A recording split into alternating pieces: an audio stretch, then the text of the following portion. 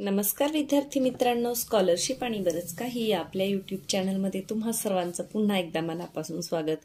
कालच्या व्हिडिओमध्ये आपण इयत्ता 4थी साठी सराव प्रश्नपत्रिका एक मंथनची गणित आणि मराठीची अर्धी सोडवलेली आहे।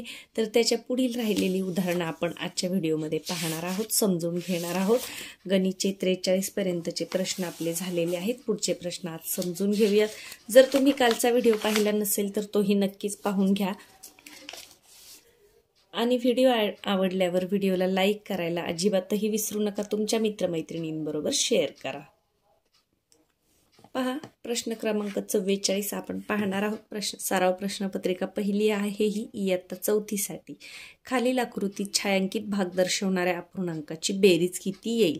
आता अपूर्णांकाची बेरीज मग आपण मोजूया किती आहेत। 1 2 3 4 4 2 8 म्हणजे 8 पैकी 1 2 3 4 आणि 8 पैकी 1 2 3 असा आहे। म्हणजे पहा हा अपूर्णांक कसा येईल 4/8, कारण 8 भागांपैकी 4 भाग रंगवलेले आहेत म्हणून 4/8 अधिक इथे पहा हे पण 8 भागांपैकी किती रंगवलेत 1 2 3 3 रंगवले। म्हणजे जेवढे रेखांकित केले ते वरती लिहायचे 3/8।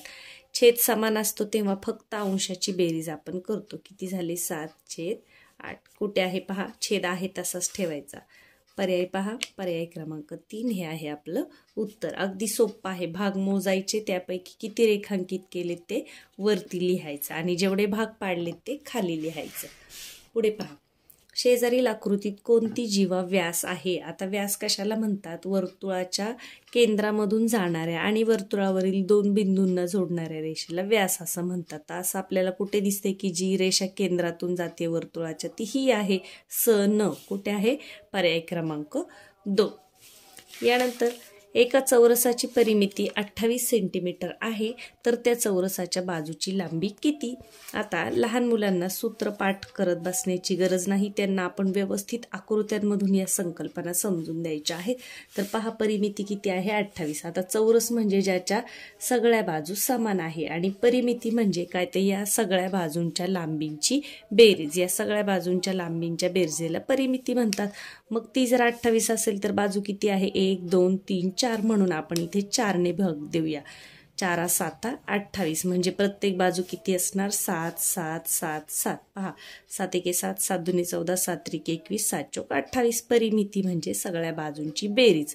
मग 4 बाजू आहेत म्हणून आपण 4 ने भाग दिला, मग एका बाजूची लांबी किती आली 7 सेंटीमीटर। पहा पर्याय क्रमांक 4 हे आहे आपलं उत्तर।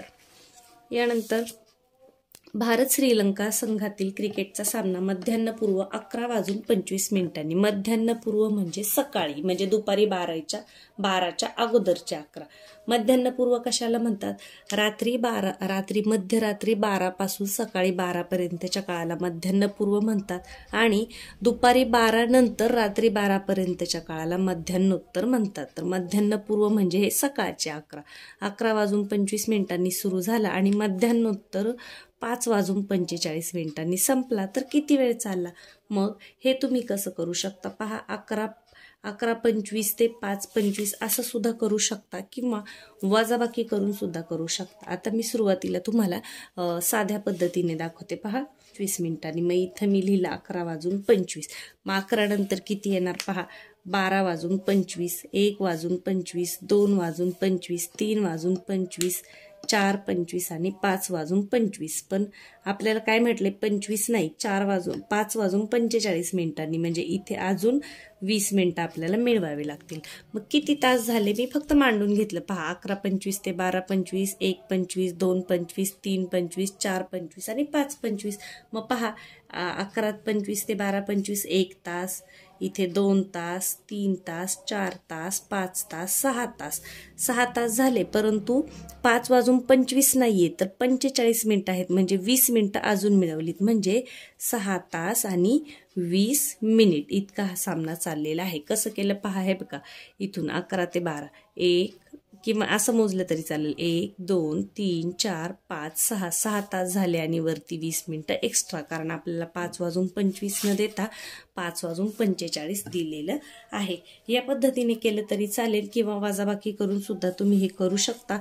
11:25 मधून 5:45 वजाबाकी आपण कशी करू शकतो पहा, 11 25 वजा 5 45. पहा 5 मधून 5 गेले 0, 2 मधून 4 जात नाही, शेजारून उसना घ्या. 12 मधून 4 गेले 8 उरले, 10 मधून 5 गेले 5 उरले.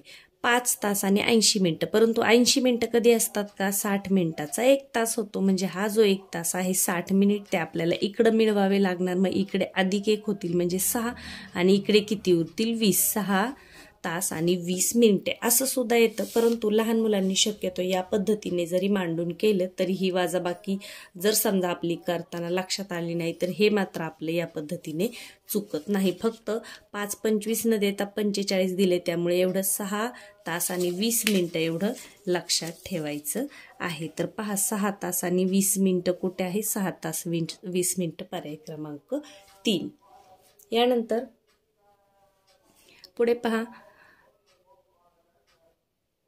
55,000 मिलीलिटर अधिक 15,000 मिलीलिटर बरोबर किती लिटर? मग आपल्याला फक्त बेरीज करायची इथे. तर आपण बेरीज करूया. बेरीज करताना एका खाली एक असं व्यवस्थित मांडून घ्यायचं आहे. 55,000 अधिक 15,000. पहा 55,000 अधिक 15,000. बेरीज करतोय. 0 मध्ये 0, 5 आणि 5 10, 0 हात चाला 1, 5 आणि 1 6 आणि 1 7. 70,000 मिलीलिटर. म्हणजेच याचाच अर्थ काय होतो? 70,000 मिलीलिटर म्हणजेच 70 लिटर. कुठे आहे बघा? पर्याय क्रमांक 2. 70,000 मिलीलिटर म्हणजेच 70 लिटर. कारण 1 लिटर बरोबर 1000 मिलीलिटर. मग याला जर आपण 1000 ने भागलं तर ह्या 3 शून्याला हे 3 शून्य गेले म्हणजे किती उरले? फक्त 70 लिटर. तर पर्याय क्रमांक 2 हे आहे आपलं उत्तर. पुढे पहा संतोषकडे 3,000 रुपये होते, त्यातून त्याने 18,200 रुपये 30,000 रुपये होते, त्यातून त्याने 18,200 रुपयांचा LED TV व 6,500 रुपयांचे कपाट विकत घेतले. तर त्याच्याजवळ किती रुपये राहिले? मग आपण झालेला खर्च एकदा करून बेरीज करून घेऊया. 18,200 आणि 6,500. पहा 18,200 आणि 6,500. 6,500 म्हणजे 6,500. मांडताना व्यवस्थित मांडायचं आहे म्हणजे आपलं चुकत नाही. आणि बेरीज करूया. 5 आणि 2 7, 6 आणि 6 12, 13 14. 14शी 4 हात चाला 1, 1 आणि 1 किती? 2. 24,700. आणि होते किती रुपये? 30,000. मग 30,000 मधून 24,700 वजा करा. 30,000 वजा 24,700.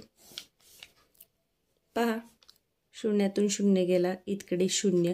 शून्यातून 7 जातात का नाही? शेजारून हातचा घ्या. इथे नाहीये मग याच्या शेजारून घ्या. इथे उरले 2, इथे झाले 10, पुन्हा इथे 9 झाले आणि इकडे तो हातचा घेतला. मग 10तून 7 गेले 3, 9तून 4 गेले 5 आणि 2तून 2 गेले 0 म्हणजे 5,300.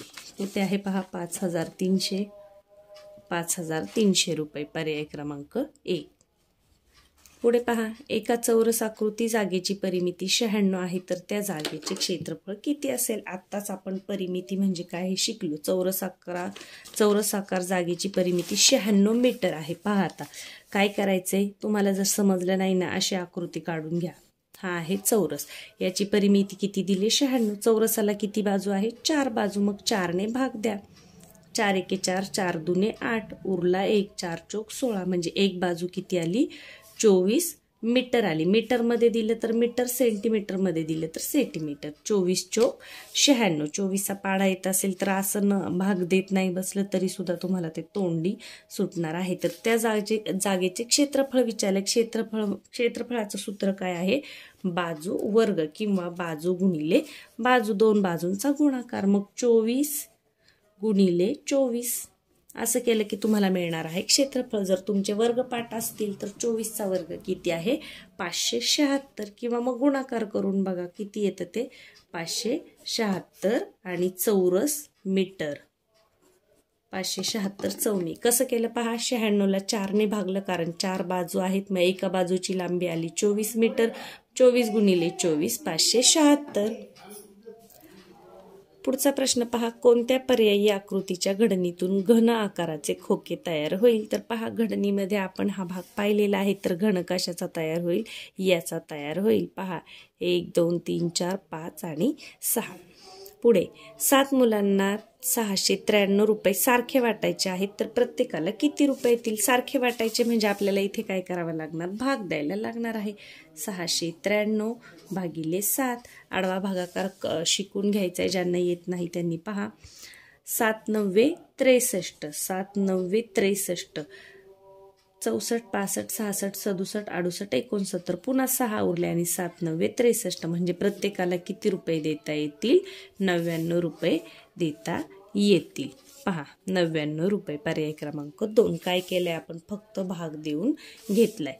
पुढे 43,059 ही संख्या अंकात कशी लिहाल? 43,059. आता पहा 59 कुठे दिसतंय आपल्याला? 2 ठिकाणी दिसते, परंतु इथे पहा एकक, दशक, शतक, हजार. 43,000 इथे दिसते आणि इथे किती आहे? एकक, दशक, शतक, हजार, 10,000, लक्ष. 4 लाख होतं हे, म्हणजे आपलं उत्तर आहे पर्याय क्रमांक 3. याच्यासाठी आपल्याला कच्चं काम करत बसण्याची गरज नाही. पुढे पहा 54.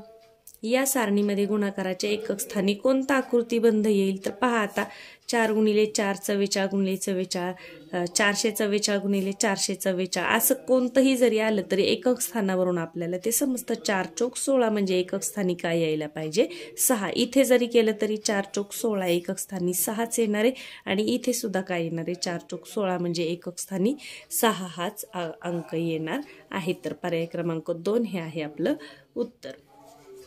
पुढे पहा 50 मीटर लांबी असलेल्या एका आयताकृती बागेभोवती 6 तारेचे वेढे देण्यासाठी 960 मीटर तार लागली तर बागेची रुंदी किती? आता अशा वेळेला काय करायचे? पहा आपण आयताचं हे काढून घेऊया, आकृती काढून घेऊया. म्हणजे काय होतं? सूत्र न सांगता लहान मुलांना आकृतीच्या पद्धतीने बरोबर समजायला सोपं जातं. काय दिलंय? याची लांबी किती आहे? 50. आता ही 50 आहे म्हणजे ही वरची किती असणार आहे? 50, कारण आयताच्या समोरासमोरील बाजू सारख्याच असतात. आणि मग काय दिले? 6 वेढे देण्यासाठी 960 मीटरची तार लागलेली आहे. मग आपण काय करू? एका वेढ्यासाठी किती तार लागली हे काढून घेऊ. मग 960 भागिले 6 करा, म्हणजे एका वेढ्यासाठी किती तार लागली हे आपल्याला कळेल. पहा 6 1 6, 9 मधून 6 गेले, 7 8 9, 3 उरले, 6 6 36 आणि हा 0 ठेवून दिला. म्हणजे किती? एका वेढ्यासाठी किती तार लागलेली आहे? 160 मीटर. आणि हे किती अंतर दिले आपल्याला? 50 म्हणजे आपण 100 जर याच्यातून वजा केले तर ह्या दोनची लांबी आपल्याला मिळणार आहे. मग 160 मधून 100 वजा करा, किती उरले? 60. मग 60चे आपल्याला किती भाग करायचे? 2 भाग करायचे, कारण आपल्याला 2 बाजू पाहिजे. या दोन्ही बाजू समान आहेत. मग 60चे निम्मे किती? 30. म्हणजे इथे 30 आणि इथे 30 असं येणार आहे. म्हणजे आयताकृती बागेची लांबी आहे 50 आणि रुंदी किती आहे? 30. काय केलं आपण? सुरुवातीला एका वेढ्यासाठी किती तार लागली हे काढलं. मग हे 50 दिले एक बाजू, त्याच्यावरून आपण 100 वजा केले आणि मग उरलेलं जे आलं उत्तर त्याचे आपण 2 समान भाग केलेले आहेत. पुढचा प्रश्न पहा. 77 नंतर येणाऱ्या 9व्या समसंख्येमध्ये 9 मिळवले तर उत्तर किती येईल? आता 77 नंतर येणारी 9वी समसंख्या काढायची. 77 नंतर येणारी पहिलीच कोणती आहे? 78 आहे, कारण 77 विषम आहे आणि आपल्याला सम विचारलं. मग 78, मग 2 2च्या फरकाने संख्या लिहू. 78 नंतर 80, मग 82, 84, 86, 88, 90 किती झाले पहा? 1 2 3 4 5 6 7. 90 नंतर मग 92 ही 8वी आणि 94 किती आहे? 9वी. म्हणजे 9वी समसंख्या कोणती आहे? 94. त्यांनी काय दिले? 77 नंतर येणाऱ्या 9व्या समसंख्येत 9 मिळवले, म्हणजे 94 मध्ये 9 मिळवायला सांगितलेत. मग 9 आणि 4 13, 3 हातचा आला 1, 9 आणि 1 10. किती आली बेरीज? 103. कुठे आहे पहा? पर्याय क्रमांक 1. ही उदाहरणं अगदी सोपी असतात, फक्त पटापट आकडेमोड करणं तुम्हाला जमलं पाहिजे. आता पहा 11 रिकामी चौकट गुणिले 12 बरोबर 1404 असल्यास चौकटीतील अंक कोणता? आता एक एक अंक घेऊन आपण चेक करत बसण्यापेक्षा एकदम सोपी आयडिया आहे. इथं गुणाकार क्रिया आहे ना, त्याच्या उलटी क्रिया इथं करा, म्हणजे भागाकार. म्हणजे 1404ला 12ने भागलं तर आपल्याला इथला अंक शोधता येणार आहे. कसं? पहा 1404 भागिले 12. 12चा पाढा आपल्याला येतोय. आपण आता 4थीमध्ये आहोत. पहा 12 एके 12 किती उरले? 14तून 12 गेले 2 म्हणजे 2वर 0 किती तयार झाले? 20. मग पुन्हा 12 एके 12 20 मधून 12 गेले किती उरले? 8. 12 साती 84 7 म्हणजे चौकटीतला अंक कोणता आहे? 7. इथे प्रत्येक पर्याय आपल्याला चेक करत न बसता या पद्धतीने आपण हा अंक अगदी पटकन शोधू शकतो. याच्यासाठी फक्त तुम्हाला आडवा भागाकाराची सराव करायचा आहे. पुढे पहा, या अपूर्णांकातील सर्वात मोठा अपूर्णांक कोणता? आता पहा 12 12 12 12 म्हणजे अंश सारखे आहेत आणि छेद भिन्न. जेव्हा अंश समान असतात, जेव्हा जो अपूर्णांक लहान तो सगळ्यात मोठा. मग लहान कोणता आहे? पहा 12/6 6 लहान आहे. जेव्हा अंश सारखे असतात तेव्हा ज्याचा छेद लहान तो मोठा असं असतं. म्हणजे 12/6 हे सर्वात मोठं आहे. पर्याय क्रमांक 4 हे आहे तुमचं उत्तर. पुढचा प्रश्न पहा, सोबतच्या आकृतीत एकूण लघुकोण किती आहेत? आता लघुकोण म्हणजे 90 अंशापेक्षा लहान. हा आहे काटकोण. मग लघुकोण पहा 1 2 3 4 5 आणि 6. आपण असं पाहून सुद्धा सहज मोजू शकतो. पर्याय क्रमांक 4 हे आहे आपलं उत्तर. पुढे आहे चित्ररूप माहितीचे निरीक्षण करायचे. आता इथे व्यवस्थित वाचा. प्रमाण दिलेलं आहे. एक व्यक्ती एक चित्र म्हणजे किती? 3 व्यक्ती. मग इथे किती असतील? पहा 2 आहेत म्हणजे 3 दुने 6 असतील. इथे 4 आहेत म्हणजे 4 त्रिक 12 असतील. आता पहा, ST बसने प्रवास करणाऱ्यांची संख्या मोटारीने प्रवास करणाऱ्यांपेक्षा कितीने जास्त आहे? आता मोटारीने प्रवास करणारे किती? 4. 4 गुणिले 3 कारण प्रमाण किती दिले? 3 म्हणून 4 त्रिक 12. मोटारीने प्रवास करणारे 12 आणि STने पहा 1 2 3 4 5 6 7 8 9 9 त्रिक 27. मग 27 मधून 12 वजा करा. पहा 7 मधून 2 गेले 5 आणि 2 मधून 1. 15ने जास्त. कुठे आहे? 15ने जास्त. पर्याय क्रमांक 1 हे आहे तुमचं उत्तर. आता इथे पहा, पहिलंच पर्याय 5ने दिले. कसं? हे 9 आणि हे 4. मग आपण जर हे प्रमाण व्यवस्थित पाहिलं नाही तर पहिल्याच पर्यायाला तुम्ही गोल कराल. पण प्रमाण आपल्याला काय दिले? एक व्यक्ती म्हणजे किती घ्यायचं हे समजून घेणं इथे महत्वाचं आहे. सर्वात जास्त वेगाने धावणाऱ्या वाहनाने प्रवास करणाऱ्यांची संख्या किती? सर्वात जास्त वेगाने कोण चालतं? विमान. मग 1 2 मग 3 दुने 6. कुठे आहे? 6. पर्याय क्रमांक 4 हे आहे तुमचं उत्तर. इथे सुद्धा 2 पर्याय दिलेला आहे. पहा, ज्यांना हे प्रमाण समजणार नाही ते 1 2 मोजून हा पर्याय निवडतील, पण तसं करू नका. 3 दुने 6 म्हणजे हे आहे आपलं उत्तर. सोबतच्या चौकोनात किती किरण आहेत? किरण कशाला म्हणायचं? एका बाजूला बिंदू आणि दुसऱ्या बाजूला एकाच साईडने वाढत जाणारी अमर्याद रेषा म्हणजे किरण. मग पहा 1 2 3 3च आहेत. 1 2 3 हे काय आहे? ही रेषा आहे आणि हा रेषा खंड आहे. मग 3 कुठे आहे? पर्याय क्रमांक 3 हेच आहे आपलं उत्तर. पुढे पहा, 3 मीटर लांबीची तार 5 ठिकाणी समान अंतरावर कापली तर प्रत्येक तुकड्याची लांबी किती? आता जेव्हा 5 ठिकाणी तार कापली जाते तेव्हा मग तिचे किती भाग तयार होतात? 6 भाग तयार होतात. पहा, आपण 3 मीटरचे 3 मीटर म्हणजे 100 सेंटीमीटर सेंटीमीटरमध्ये करून घेऊ आणि भागिले 6 करू, कारण 6 तुकडे होणार आहे 5 ठिकाणी कापल्यावर. तर 6 पंचे 30 50 50 सेंटीमीटर.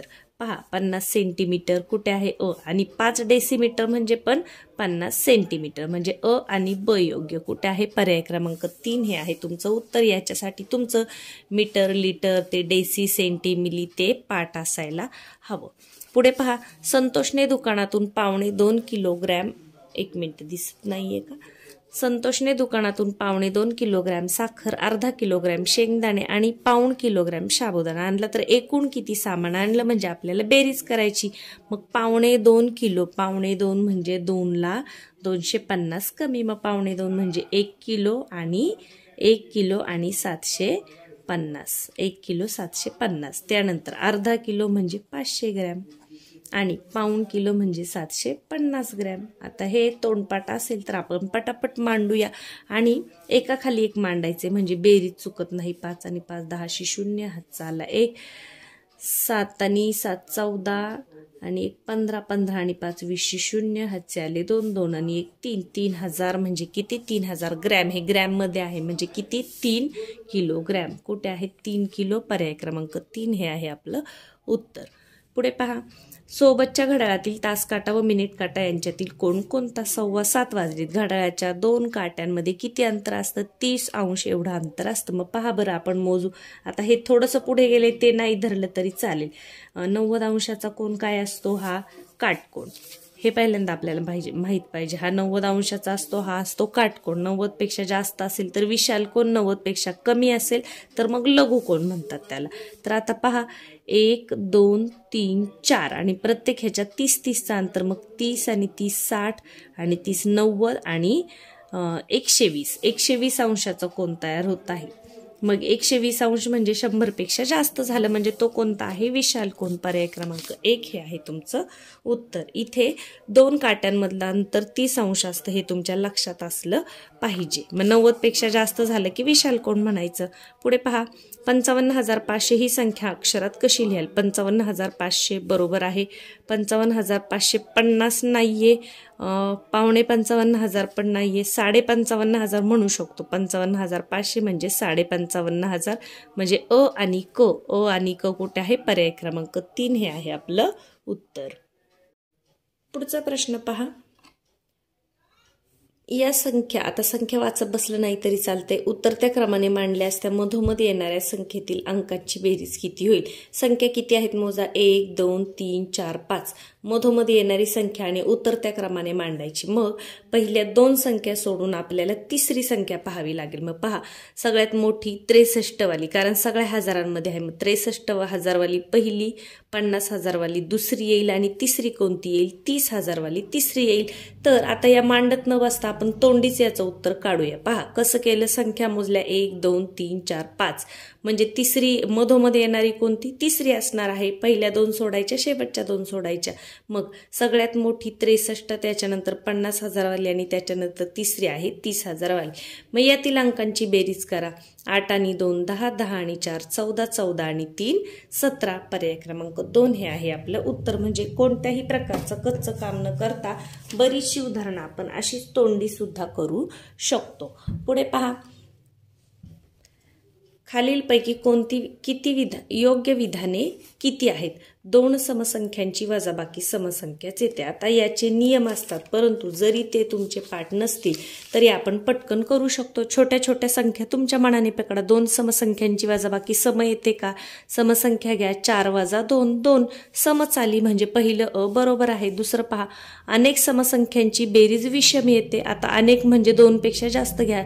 4 घ्या, 2 घ्या आणि 6 घ्या. 6 आणि 4 10 आणि 2 12. मग हे 12 काय आहे सम आहे म्हणजे हे विषम आले का नाही म्हणजे ब चुकीचं आहे, अ बरोबर आहे. यानंतर 1 सम व 1 विषम यांचा गुणाकार विषम येतो. मग 1 समसंख्या घ्या, 2 गुणिले 1 विषम घ्या, 5 5 दुने 10. गुणाकार विषम आला का नाही तर समच आलेला आहे म्हणजे हे सुद्धा चुकीचं आहे. आतापर्यंत फक्त एकच बरोबर आले. 2 विषम संख्यांचा गुणाकार विषम येतो.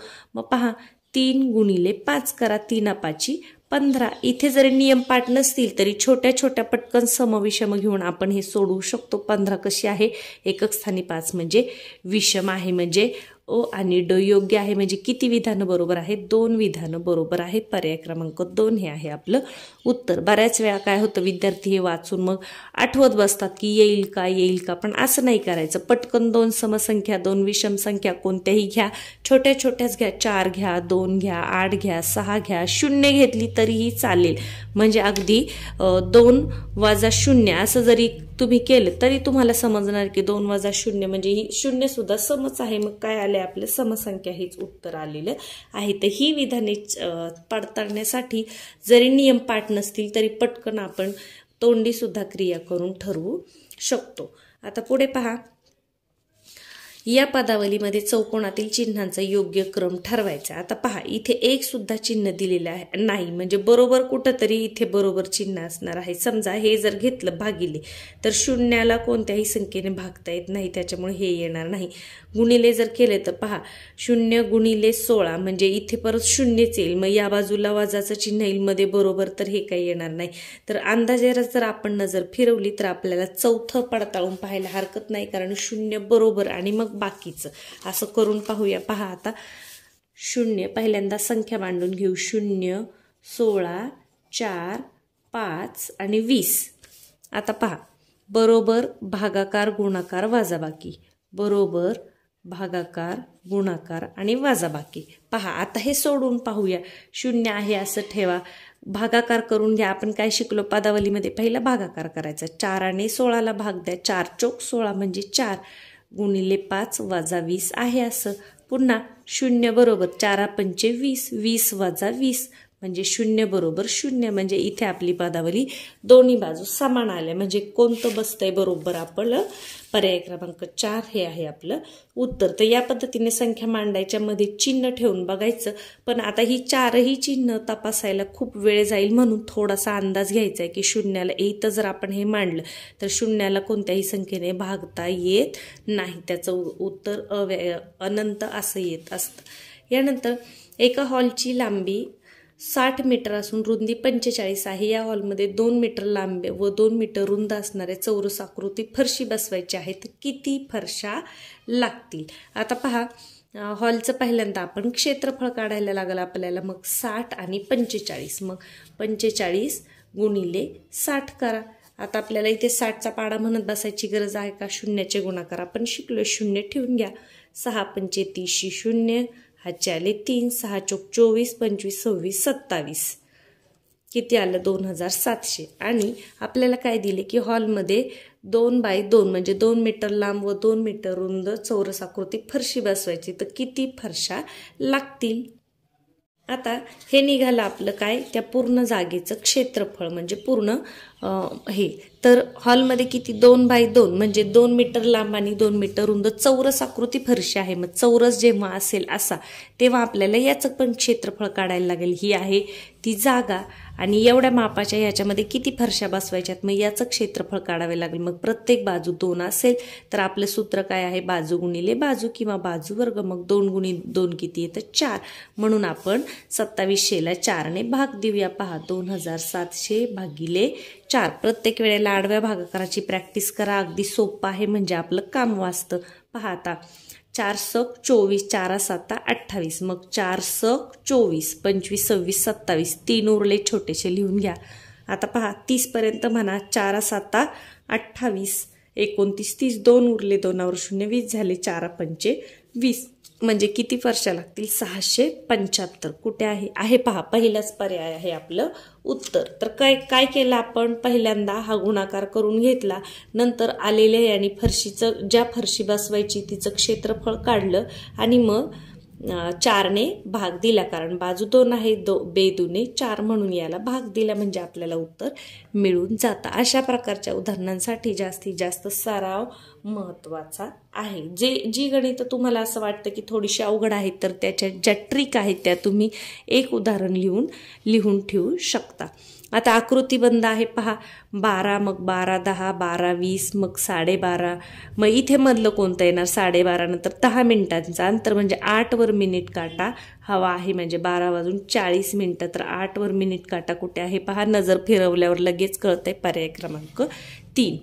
पुढे पहा, सोबतच्या उदाहरणात अ ब क च्या जागी हे जे अंक आहेत हे मांडून बघायचेत आणि मग हे सोडवायचं आहे, तर आपण ते सोडूया। पहा, पहिला पर्याय जर घेतला 1 2 3 अ ब क, 1 2 3 घेऊन पाहू आपण, जसं दिलंय तसं करूया। हे कसं मांडायचं असतं पहा, आता 1 2 3, मग आपण 1 2 3, कारण सगळीकडे सारखंच आहे, 1 2 3, आणि अ ची किंमत किती आहे? इथे अ दिले आणि इथे 7 आणि 0 दिलाय, 7 आणि 0, आणि इथे अ म्हणजे 1।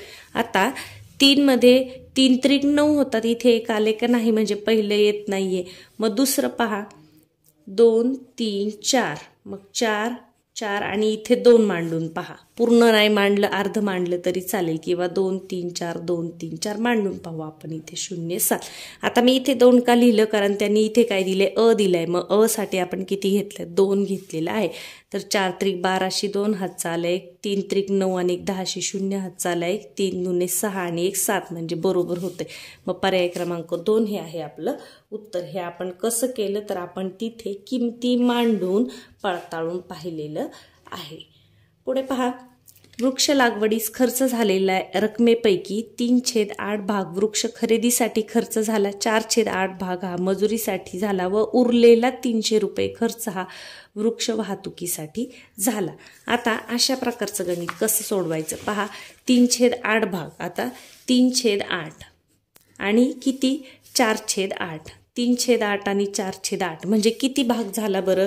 आता छेद समान आहे म्हणून 4 आणि 3 7, 7/8 आणि उरलेत किती, 300 उरलेले आहेत. तर 8 पैकी 7 झाले, म्हणजे एकच भाग उरला. तर एक भागाची किंमत किती असणार आहे, 300 असणार आहे. इथं जास्त सोडवण्याचा प्रयत्न करता आपण थोडंसं आयडिया वापरलेली आहे. पहा, 3/8 4/8 म्हणजे 7/8 झालं. मग 8 पैकी 7 भाग म्हणजे एकच भाग उरलाय, तर तो किती उरलाय, 300. म्हणजे एक भाग किती आहे, 300. मग 8 भाग किती असणार, 300 गुणिले 8 करा. 0 0 मांडून घ्या. 8 त्रिक 24 किती असणार आहे, 2400. कुठे आहे पहा 2400. पर्याय क्रमांक 1 हे आहे आपलं उत्तर. पुढे पहा, 14ची तिसरी विभाज्य संख्या व 11ची चौथी विभाज्य संख्या यातील फरक किती. विभाज्य संख्या म्हणजे 14ने भाग जाणारी तिसरी, म्हणजे 14चा पाडा म्हणायचा आहे. 14 1 14, 14 2 28, 14 3 42 आणि 11ची 11 चौक 44. यातील फरक विचारले. 42 आणि 44 मध्ये किती फरक आहे, 2चा फरक आहे. असं न मांडता तोंडी सुद्धा आपण करू शकतो. पर्याय क्रमांक 2 हे आहे आपलं उत्तर. आता शेवटचं गणित आहे पहा, खालीलपैकी अयोग्य विधान कोणते. दोन्ही टोकाकडे अमर्याद असणारी आकृती म्हणजे रेषा होय. आता दोन्ही टोकाकडे अमर्याद असणारी आकृती म्हणजे अशी, तर हिला रेषाच म्हणतात, बरोबर आहे. यानंतर त्रिकोणाला 3 शिरोबिंदू असतात, बरोबर आहे. चौकोनाला 4 कोण असतात, बरोबर आहे. 2 बिंदू जोडून तयार होणाऱ्या आकृतीला किरण म्हणतात का, नाही. तर 2 बिंदू जोडून तयार होणाऱ्या आकृतीला रेषाखंड म्हणतात. आणि किरण कसा असतो, एक बिंदू असतो आणि एकाच बाजूला वाढणारी अमर्याद रेषा हे आहे किरण, ही आहे रेषा आणि हा रेषाखंड. म्हणजे अयोग्य विधान कोणतं आहे, पर्याय क्रमांक 3. तर या पद्धतीने प्रश्नपत्रिका क्रमांक 1 ही आपली सोडून झालेली आहे इयत्ता 4थीसाठी. याच्यामध्ये इयत्ता 3री पेक्षा थोडीशी उदाहरणांची काठिण्य पातळी जास्त आहे. परंतु तुम्ही जर चांगला पाढे तुमचे जर पाठ असतील, वर्ग पाठ असतील तर, आणि बेरीज वजाबाकी गुणाकार भागाकार या क्रिया जर तुम्ही पटापट करत असाल तर तुमचा पेपर अगदी सोपा असतो. आणि काही ठराविक गणितांसाठी ठराविक ट्रिक तुम्हाला लक्षात ठेवायच्या. जसं 3 मीटर लांबीची तार 5 ठिकाणी कापली तर 5 ठिकाणी कापल्यावर तिचे 6 तुकडे होणार आहेत, 6 ठिकाणी कापली तर 7 तुकडे होणार आहेत. हे तुमच्या उदाहरण सोडवताना लक्षात आलं पाहिजेत. चला तर मग व्हिडिओ आवडला असेल तर व्हिडिओला लाईक करून घ्या. एखादं उदाहरण समजलं नसेल तर पुन्हा एकदा व्हिडिओ पहा. ही उदाहरणं तुम्ही स्वतः सोडवा, म्हणजे परीक्षेला याचा तुम्हाला जास्तीत जास्त फायदा होईल. पुन्हा एकदा पुढच्या व्हिडिओमध्ये आपण दुसरा एखादा महत्त्वाचा घटक पाहूया.